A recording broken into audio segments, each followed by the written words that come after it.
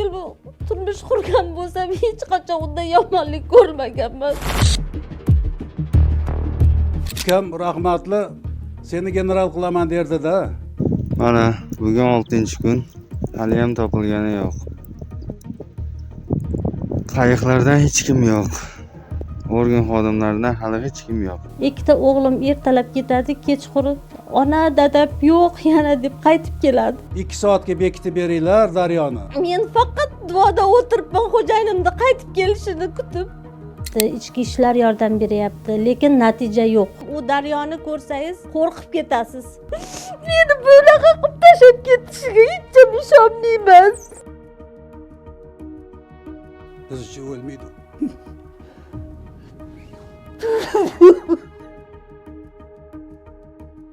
Xo'jayinim Ummatqulov Berdiyor Baxtiyorovich Bekobod shahriga ishlash maqsadida ishga ketgandi. 2025-yilning 11-dekabrida kechasi uyga qaytayotganda mashina urib yuborildi. Ichki ishlar xodimi tarafdan. Keyin u voqea joyidan yordam bermasdan voqea joyida guvoh bilan ortib xo'jayinimni, lekin aslida men tirik deb o'ylayman. Turmush o'rtog'ini telefon qilib chaqirgan. O'sha urib ketgan militsiya xodimi. Turmush o'rtog'i Matiz mashinasida kelib, turmush o'rtog'i bilan yordam berib, xo'jayinimni kasalxonaga yordam bermasdan, kasalxonaga olib bormasdan 43 kilometr uzoqlikdagi Sirdaryo kanaliga olib borib tashlab yuborgan. Vahshiylarcha tashlab yuborgan. Meni 3 ta farzandim bor. Ikkitasi universitetda o'qiydi, bittasi ichki ishlarda, litseyda o'qiydi. Ularga menga har kuni ertalab 5 da chiqib ketadi, kechasi soat 8-9 larda keladi. O'tgan hafta payshanba kuni bo'lgan bo'lsa, mana bugun 7 kun bo'lyapti. Men yordam bermayapti deganim yo'q. Yordam beryapti bizga. Mahallaga ham rahmat, mahalla yordam beryapti, qarindosh urug' yordam beryapti, ichki ishlar yordam beryapti, lekin natija yo'q. Natija yo'q. Mana bugun 7-kun. Ikkita o'g'lim ertalab ketadi, kechqurun ona, dadam yo'q yana deb qaytib keladi. Bizga yordam beringlar, iltimos.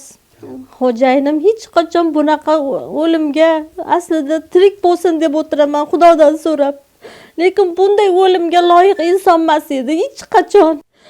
Yaxshi bo'lgani uchun butun mahalla oyoqqa turib yordam beryapti. Ming rahmat hammasiga. Meni farzandlarimni yolg'iz qo'ymasdan yonida turib, amakilari, tog'alari hammasi yordam beryapti. Rahmat. O'sha daryomi, kanalmi, o'sha men o'zim ham borib ko'rdim 3 marta. O'sha tashagan joyda ham qonlari oqib yotibdi xo'jayinim. Men bu narsani hech ham uxlab tushimga ham kirmagan edi bu narsalar. O'sha Bekobod shahrini umrim masa 42 ga kirgan bo'lsam, umrim mana shu yoshga kirib, u taraflarni ko'rmagan edim. Mana boshimga tushib borib ko'rdim. U daryoni ko'rsangiz qo'rqib ketasiz. Topolmayaptim. Men farzandlarimga dalda bo'la olmayapman. 24 yil turmush qurgan bo'lsam, hech qachon unday yomonlik ko'rmaganman. Turmush o'rtog'ini ham qamab qo'yinglar, iltimos. Men faqat duoda o'tiribman xo'jayinimni qaytib kelishini kutib. Qo'limda hech narsa kelgani yo'q. Mana shu 3 ta farzandimga ham dalda bo'la olmayapman men. Hech qachon dalda bo'la olmayapman. Ona yo'q, dadam deb qaytib kelyapti meni oldimga. Ichki ishlar xodimiga ham rahmat, hammasiga yordam qilyapti, lekin natija yo'q. Men ularga sizlardan so'raganim o'sha xo'jayinimni urib ketgan ichki ishlar xodimini jazolanishlarini, turmush o'rtog'ini ham jazolanishini xohlayman. Meni zor qaqshatyapti farzandlarim bilan. hech qachon yomon gapirmas edi farzandlariga. Men urushsam urardim 3 ta farzandimni, lekin u urushmagan ham, turtmagan ham edi. Ukam rahmatli deyolmayman ukam. Biz uchun o'lmaydi u.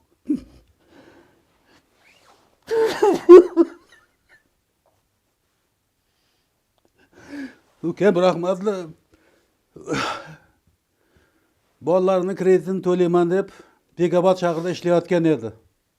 Qarang, buni ukam o'sha militsionerlarga yuqirayotgan edi. O'sha eshitishimiz bo'yicha shu Bekobod Oybek posti atrofida ukam urib ketgan militsioner jinoyat qidiruv bo'limini katta operi, mayor ekan zvaniyasi.